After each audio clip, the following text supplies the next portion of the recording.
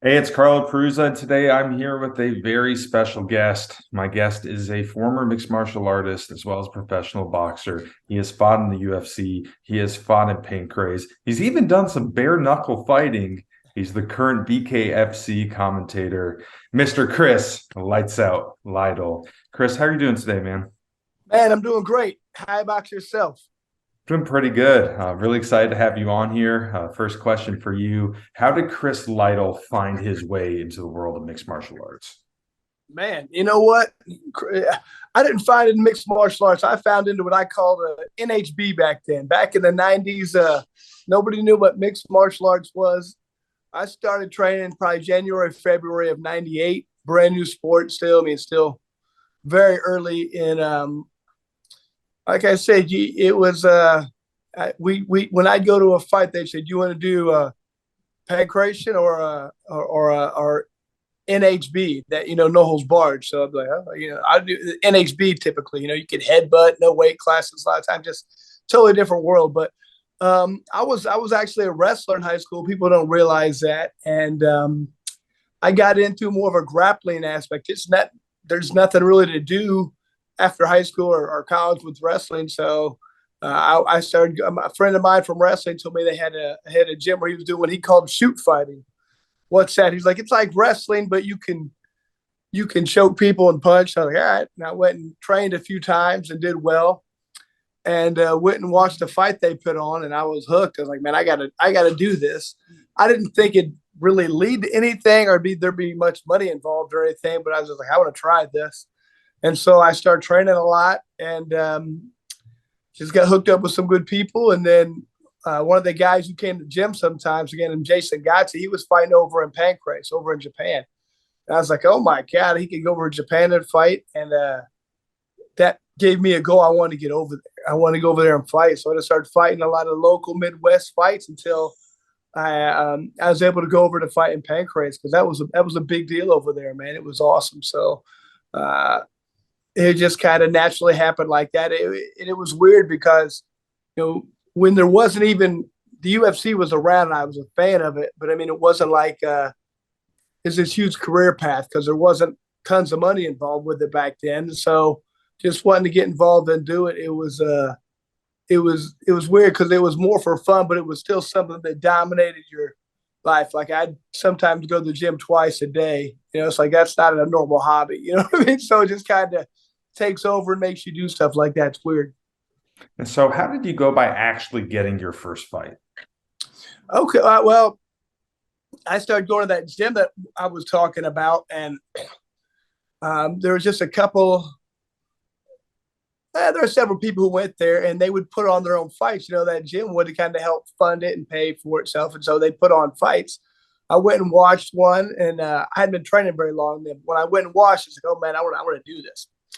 And me and a couple other people started training a lot, pretty seriously, and then we started looking for a fight.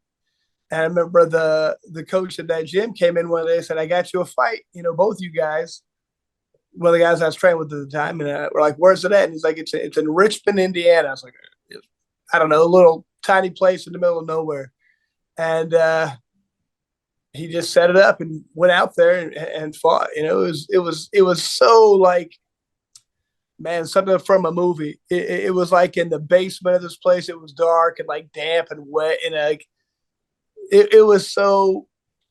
It looked like something from a Fight Club movie. You know what I mean? It wasn't like a real. It was nothing like a fight nowadays. It was so funny. Super dark. The cage almost fell apart. But I had two fights there. I fought there. I came back later and fought, and yeah, it was just a different world back then, man. You touched upon it a little bit, but obviously, in this day and age, mixed martial arts is very culturally accepted. There's so many different promotions. It's really Yeah. taken off. But back in the day, when you first got into it, do you have a lot of horror stories of promotions, whether it's unsafe conditions, no weigh-ins, mystery opponents, anything crazy like that? Tons of them, man. I mean, you don't know how many times you'd go to the fights and you'd be like, what are the rules here? And they kind of start talking to each other and they'd be like, no headbutts, but you can knee to the head on the ground. Like you didn't even really know the rules till you got there, really, most of the time. So it's kind of, I mean, yeah, sometimes you get headbutt, sometimes you couldn't, and Yeah, I mean, it'd be very common for them, like, oh, this is going to be your opponent. You'd show up, and either that guy'd be 15 pounds overweight, and they'd be like, what do you want the fight? And you'd either take it, or that guy wouldn't even be there to be somebody else. They'd lie to you because they want to get their guys wins. And so oh, he's not very good. And then they try to throw a ringer in, or that, or even not getting paid at all. You know what I mean? So getting ripped off. I'm always like, if you're an old school fighter, you're not real until you've been ripped off by a, a low level promoter. You know what I mean? So it's just, they always kind of, you learn who to trust and who not to trust. And if it sounds too good to be true, it probably is. So in the early 2000s, you kept very busy. You were a full-time MMA fighter. You also were a full-time boxer. What was that grind like, managing both the boxing and the MMA? And how did that affect your training camps? Were they different? Man, that was a tough part, but it was a good part because I just love fighting. So I was like, man, I want to, whatever's available, I'll do. You know, it's a boxing match, cool, I'm it. You know, MMA, cool, I'm it. And so I had no problem finding fights. You know, I'd have a boxing match lined up, and then I'd have an MMA fight lined up. So I just changed my training. But I mean, the real problem with it, though, looking back, I didn't realize it then. I was just stupid in a way. And I don't know if arrogant's the right way, not really arrogant, but I just thought I could beat anybody. But then I really wasn't. I just trained all the time. You know, you trained every day, but I didn't really set it up like it was a camp, as far as, okay, I have a fight on January 3rd. I have to set my life for that and peak it for January 3rd. I would just like, I train, then I have a fight. I train. So sometimes I remember having like 3 fights in a month. You can't keep peaking like that. Your body doesn't. So I remember the only boxing match that I lost, I think it was my third fight in 4 or 6 weeks. And I just couldn't get up. Like, I was flat that whole fight, and I couldn't figure out what happened. I was like, man, I'm in shape. And I was like, yeah, but you can't peak every 2 weeks. You know, you have to set your camp up for you to peak at the right time. I need a 6-week camp. At the end of that, I'm ready. My body's ready to go. Here, you're up and you're down, you're up, you're down. You just couldn't do it. So I mean, I was younger, so I did it a lot better than I would have now. But I mean, it just wasn't smart. It wasn't taken. The science behind it wasn't there for me, at least. I'm sure some people understood that and knew it, but I was just wanting to fight every day if I could. So I felt like I was really good and I could beat anybody. But looking back, if I'd have had like people who would have thought that through a little bit better and be like, no, we're gonna have a real fight camp, and then you're gonna diet the right way, and then you're gonna, get the proper rest, and then you're gonna physically peak on January 3rd. Not, you can't peak the 3rd, the 19th, and then the 31st. It doesn't work like that. I mean, you can't do it like that. But that's what I used to do, is tried to fight all the time. In 2003, I'm convinced that you're the most hardworking man in the United States. 12 fights between MMA and boxing. What was that grind like? I mean, like you just mentioned, was it just training? What was the focus back then? I know back then the money isn't where it is now. Was that part of it? Was it the love for the sport? Man, what was really could have been like, well, the hard thing was too, I was a professional full-time firefighter at the time. So I'm firefighting. I have 4 kids. All my life really consisted of was work at the firehouse, spend time with the kids, and training for fights. I mean, there is no hobbies. People be like, do you like to go golf? I don't golf. Like, do you like to go hunting? I've never been hunting in my life. Like, I didn't really do anything else besides those 3 things. That was it. But I was really loving the boxing aspect of it. It was new, kind of, in a way. It was fresh. I loved the MMA aspect. I was trying to get back to the UFC. I'd been fighting in Japan.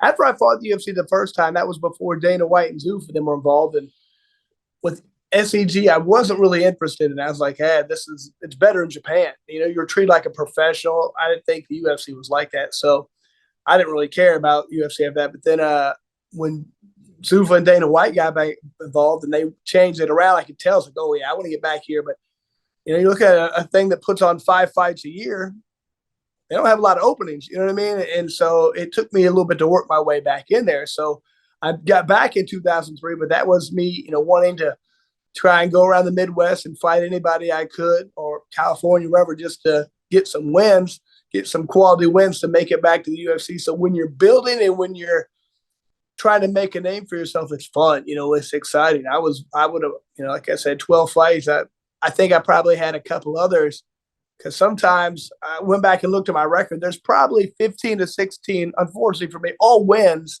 that they took off my record because in Indiana back then it was an unsanctioned state. So a lot of my fights that they came back and said, well, there was no sanctioning body. We're not recognizing that. Well, I couldn't care less. But, my record at one time, I had like 48 wins.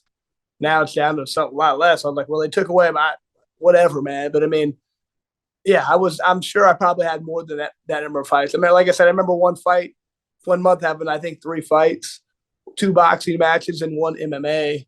And the MMA fight was against Derek Noble, like a UFC veteran. I mean, these are hard fights. You know what I mean? They're tough fights. Early on in your career, you were supposed to fight Jake Shields. That one got scrapped. Nick Diaz comes in. I've heard you say in the past, that was a loss that, made you think about quitting mixed martial arts. Why was that so bad for you? Oh, man. Well, like I was talking about that,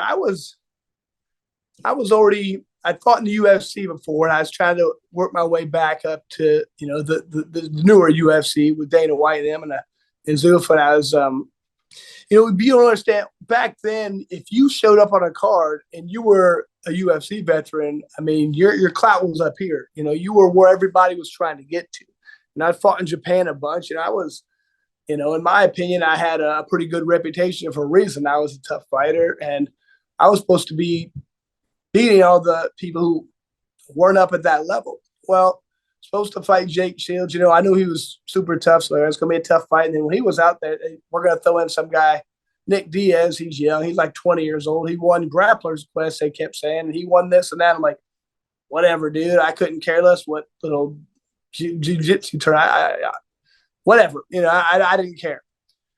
I'm like, this is some young kid. I'm going to kill this guy. So I go in there and fight, and I lose a split decision. At that point, I was like, what am I doing here? This is taking away all my time. This is taking away a lot of my life, and it doesn't pay that much. I'm trying to be the best here, and I got beat by some kid. That was my thoughts. I got beat by some kid who I really shouldn't be in there with me. I mean, he hasn't really done anything. So, I mean, I knew he was tough. I knew he was good, but I was like, man, it was a split decision too, so that was painful. So that just bothered me until, about a year later when he's in the UFC winning. I started going, okay, he's good, you know what I mean? But before that, you just don't know. I thought I just got beat by some guy, who was – I didn't know he was going to be one of the greatest fighters in the world. You lose to some guy. He's just like, man, it was a great fight. It was a close fight. It was a fun fight, actually. Finally got the decision. I loved it. But lose a split decision, I was like, man, that was a tough one to take, man. I'm in California, in the middle of nowhere, and UFC veteran losing to a newcomer, it's tough. So what was worse, the loss to Nick Diaz or having to stay at that hotel out in the desert for that fight?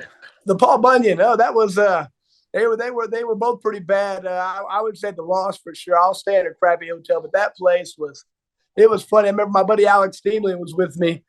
He had a room too, and I'd go in my room, our TVs, none of them would get the same channels, and I remember one point he wanted to turn on his light, and he was look, there was not even a light fixture. It was the thing was over, it was just a light cover that there was nothing there. Everybody's room had something wrong with it. It was hilarious, man, but it was a terrible place, but whatever. I mean, that was, in a way, looking back, that's kind of the fun part of those old school early fights was just you stay and stuff like that. I mean, you don't get that now. You stay in nice places, but back then it was funny. You just shake your head. I mean, it wasn't as funny at the time, but looking back, it's hilarious.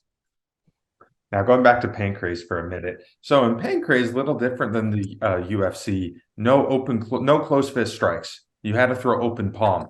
Was that hard to adjust? Well, you could punch close fist to the body, open fist to the head.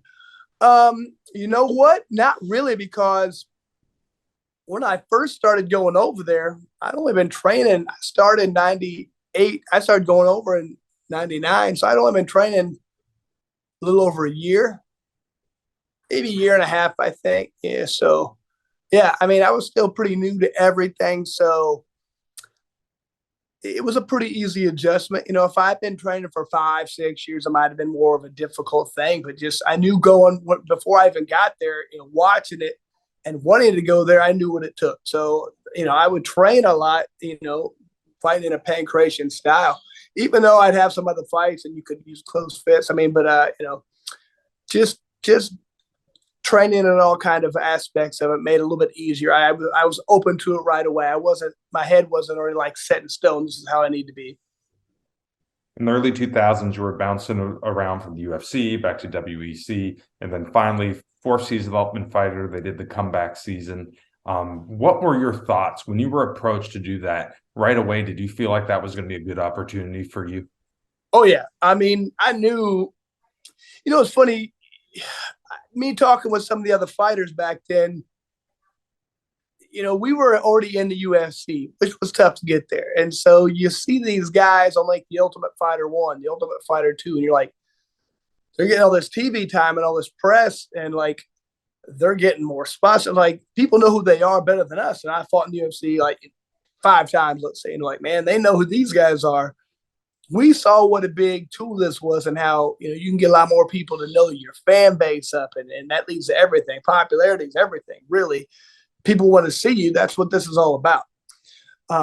So we kind of recognized that and understood that this is going to be a tool to get more publicity for yourself, and that equals everything. So I recognize that. Plus, I recognize the fact that for me, I mean, like we already talked about, I was working full time as a firefighter, working 48 hours a week. I was, had 4 kids. This is the only time in my career I was going to get to go train with some of the best people in the world and do it every day and train like a real fighter. I get to train like the rest of the people in the UFC do.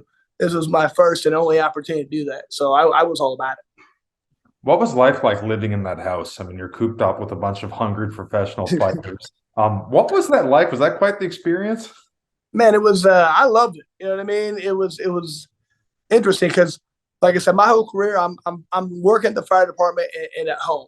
I never really got to see how other people trained, or it was like that. I mean, they were at my gym or whatever, but I mean, I didn't see how other people's training techniques, what they did, how they handled things, how they dieted, just anything, how they worked out. So it was great for me to get to see how everybody else, does things. And I think being on the fire department already, living in a condition like that with a bunch of the firemen, it kind of prepared me to be in that situation anyway. I was already used to living with a bunch of other people, and sometimes you get along, sometimes you don't, and just how to make things work and get along and coexist. So I thought it was a really good time. I thought it was a lot of fun, some great memories. I liked in a way, I liked all the guys there, man. Everybody, I was fortunate. I say being in the comeback season, we were all established fighters, legitimate fighters. It wasn't like you had, some of these seasons they would try and grab, 3 or 4 good guys and then put another, 12 in there in the house to get drunk and act stupid and get beat up. I mean, and so, man, if people are peeing on my stuff or doing stuff my food, it'd have been a real problem. But no, I had good people in mind, so I was really lucky. And now, obviously, in that season, you made it to the finals against Matt Serra. Did you feel Yeah. like you kind of revamped your career from the Ultimate Fighter? Did that give you a kind of a new lease on things? With that, man, in many ways, I mean, when I lost that split decision to Matt, he goes on and knocks out St. Pierre. In many ways, that was like one of the worst things that happened to me. But really, I think it was one of the best. I mean, at the time, I felt like it was horrible, and like it bothered me so much, and but it made me after a while finally say, you know what? I've lost bigger fights, and this isn't the biggest thing in the world. I'd rather go out there and lose me trying to fight my way than go out there and ever try a win another way. Like if I try, like that was the only fight I can remember. I was really going in. I was like, I'm gonna win a decision here. I'm gonna outpoint this guy. I'm just gonna, do whatever I have to do to make sure he doesn't take me down, doesn't do this. I'm gonna win a decision. That's not how I usually fight. So the only time I tried to do it and it didn't work out, I was like, I had nothing to hang my hat on, nothing to be happy about. I felt bad everywhere. So I was like, I'm never going to let that happen again. And, I figure I'm going to have to go out there and really change the way I do things and try to finish everybody. If I make it to if it goes a distance, well, either I'm just gonna chalk that up as a loss in a way because you didn't do what you should have done. Um, you can't knock everybody out. You can't submit everybody. I learned that, but I mean, you could try. And I figure if I get the distance, it's going to be a great fight. You're probably going to win the fight of the night or something if you go the distance. So just go out there and try and take everybody out. Once I did that, my mentality got better. My fan base got better. I won a lot of bonuses, made a lot of money, and I had more fun with that sport. So it was definitely a changing point for me. But I mean, it wasn't only just for that, for my fighting career. I just felt like it helped me in life and everything. Like it made me quit. One thing I noticed a lot of people, like at the beginning when that happened, I was making all these excuses. People were like, oh, those judges wanted him to win. I was like, yeah. Oh, they wanted this to happen. There was other reasons. Okay, yeah. And I after I said, you know what, nah, I didn't fight the way I should have. And after I finally said that, I don't believe in anything's not my fault. If something goes wrong in my life, I'm pretty sure it's my fault. You know what I mean? And once you recognize that, you can fix it. Okay, what went wrong? Well, this. Well, then what did I do wrong? Okay, well, how do you stop that? You do. If it's not your fault, you can't fix anything. That's why I hate it when people start blaming all these people. And when people blame other people for their problems, your life's never going to get better. And they haven't came to terms with that yet. They haven't accepted that it's your fault. I promise it's your fault. So that was my time when I feel like I recognized things were my fault, and my life's been better ever since. Now you're able to get a second chance at Matt Serra later on in your UFC career. You're able to pick up the victory. Was that a very satisfying victory for you? Not really. Matt Serra's one of my favorite people in the sport, so I didn't really want to fight him again, to be honest with you. I thought the first fight was terrible. Both of us fought to not lose. And I want nothing but good things for Matt. The last thing I wanted was for him to lose. You know what I mean? So he fights me, but I want to win. Yeah, obviously, when we fight, they tell me who to fight, I'm going to fight him, whoever it is, no matter what. And all that really makes me do is think, well, maybe if you'd have fought like that the first time, you'd have won, so not really. But anytime you get in there and you train hard and you win, it's a great feeling, But did I feel like I got any redemption for what I did? No, I mean, it worked out the way it should have. Matt got his title. He had one of the greatest upsets of all time.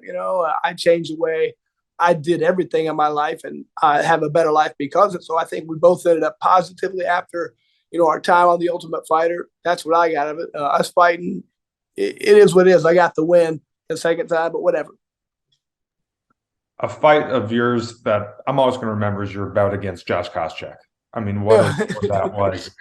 In that third round, I mean, you were all gashed up, bloody up. What was the vision like? Could you see anything in there? It was a little tough sometimes, he wasn't landing that much. He landed some good elbows and they cut me open. But I mean, he's going to do a good job of just getting that half guard, position and just holding pressure on my neck, and throw some little elbows. So he's pushing my head to the side and the blood's running in my eyes. So I can't really see for us. So I keep trying to wipe and just move, but he has great hip pressure. So I remember I at one point, I was kind of almost up against a fence a little, and it was just hard to move. But I mean, I wouldn't even really want that fight. I want to just get in there with somebody who wanted to try and finish me. I didn't think he would. I thought he'd try and win a decision, which I think he did. But he's a tough guy. I just wish there'd have been a few more minutes left because I felt like at the end he was a little tired of holding me down. I was feeling all right. I lost some blood, but nothing enough to hurt me, and I still felt like I had some energy left to keep coming after him. But I think he was just like, man, when's this fight over? Let's hurry this up. Let's keep going. I'm going to win the decision. So. Your final fight of your UFC career was against Dan Hardy, big third round guillotine victory. Walk me through that finish.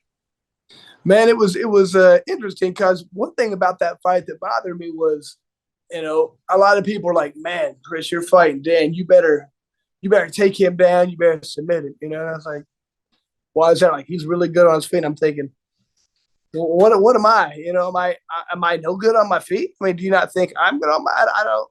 I'm not take. Have you ever seen me try and take anybody down? I mean, I'm a wrestler, but I was. I don't try and wrestle. I try not people's heads off. So that bothered me. So I thought it was pretty funny that at the end of that fight, he shoots in on me because I was like, where'd this come from? You know what I mean? I was like, I think he thought okay, I'm losing. I got to try something different. So he shot in on me, and it kind of made it very happy for me to be able to end on a good submission when I didn't have to initiate it. I was more than happy to sit there and bang it out. He shoots in, I take him down, or I get the choke or whatever. So that was a pretty awesome way to go out.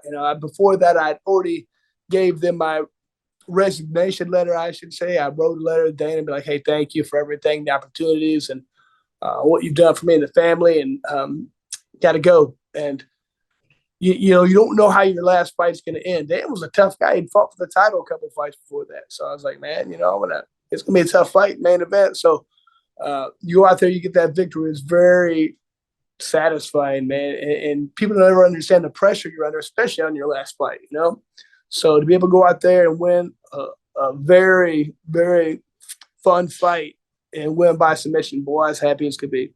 A lot of pressure released. So during your career, you fought on some pay-per-views, you fought on some fight nights. Is there really a difference? Like, do you feel more pressure on a pay-per-view? Is it really the same thing? I don't feel a bit different. I mean, first of all, a lot of people are going to watch both of them. But the main thing to me is I don't care if everybody's watching or nobody's watching, man. If I'm going to go out there and this isn't necessarily I don't really care what most people are thinking about me during the fight. This is kind of more of an internal struggle, me versus me. It's like, am I good enough to beat this guy? It's more about my internal battle than I don't care what most people are thinking. So yeah, I couldn't care less if it was on a fight night, if it was in the gym.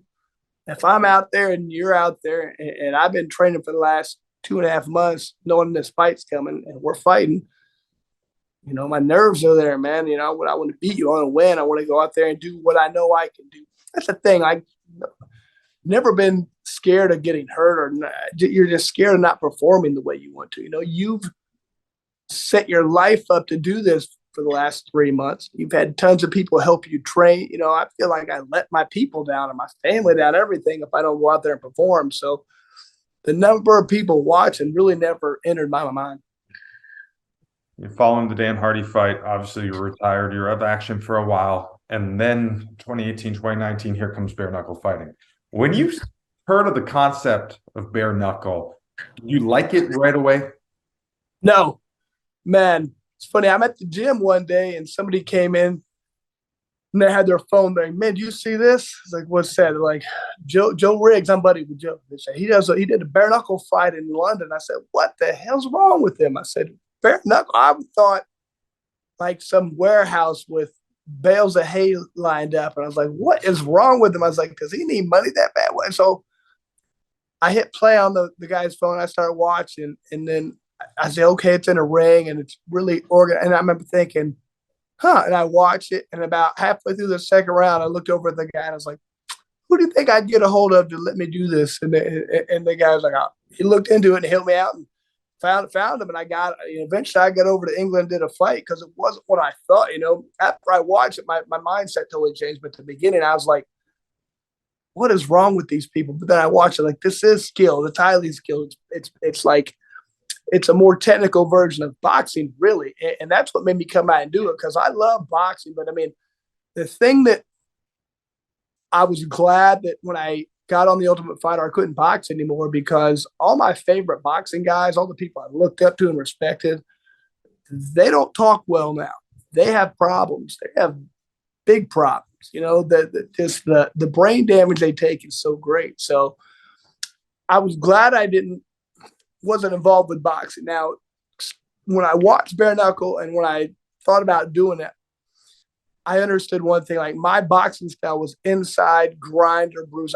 You can't do that in bare knuckle. So I knew I'd had to change my style. So it was going to have to be more of a hit, don't get hit, in and out, which is good, because that way you don't take much damage. You don't take much brain damage. That's the only reason I came out of retirement and had some bare knuckle fights, because I knew I'm not going to get brain damage. I'm not going to sit there and trade punches. I'm not going to, block or do the way I inside grinding, you can't do it. So I recognize the fact that this is going to be much safer for the fighter. And that's the most important thing to me is I want fighters to have the opportunity to not get brain damage, man. Boxing is so fun to watch and so flawed and bad for you. I don't wish that upon people, so I hope a lot more people recognize that bare knuckles is a safer way to go. What were the reactions like when you told people that you were going to come out of retirement and start bare knuckle fighting? Now, they thought I was just something was wrong. It reminded me totally of 1998, 1999, when you told people you were doing like cage fighting. They'd be like, what? And then they'd kind of like walk to the other side of the screen or something. Like, what? Like they thought you were a lunatic, man. They thought, what is wrong with this person who wants to do this?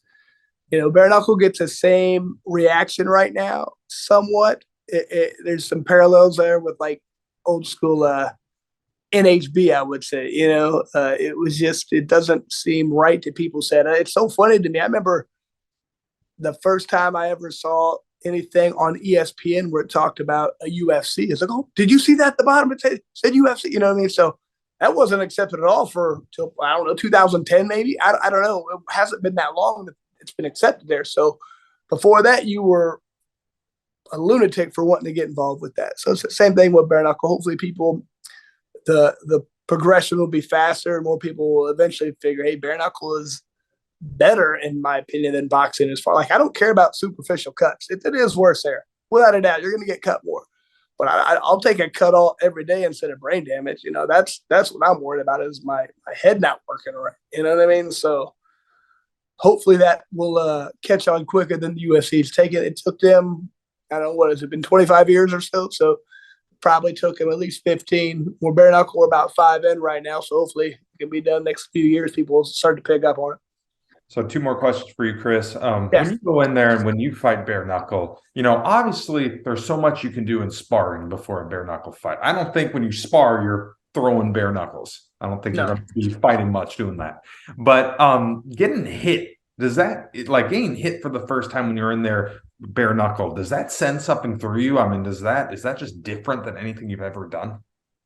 It's definitely a little bit different. I don't know. It's just, for me, I started fighting in 98. My first bare knuckle fight, I'd already been fighting for 20 years, so it's a little different. It was different being hit like that, but I've already been hit so many times and it wasn't quite as different, I don't think, as somebody who hadn't been fighting so much of their life, so it was a transition.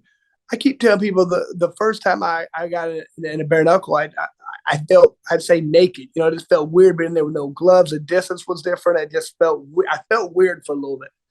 But after about a round, I say, okay, now I got the feel for it. It just takes you a little bit to get used to. So being hit with it, I mean, I've been hit with bare fist before in my life, so it wasn't like it was a total foreign concept.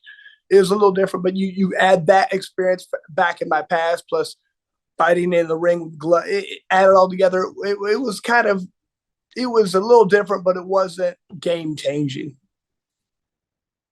Now, final question for you, Chris. So currently you're a commentator for BKFC. How did you do the commentary? How did you get into that? And do you enjoy it?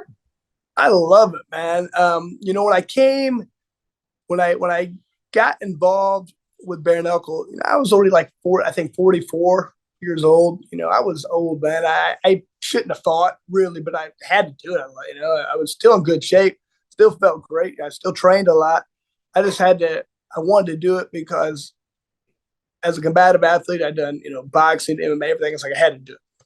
But I knew I had a short shelf life. So I told when BKFC was like, hey, man, I want to do some commentary for you guys. And I feel I'd be uniquely qualified as one of the few guys who would have high-level MMA, a lot of boxing matches, and bare knuckle. And they agreed. So, as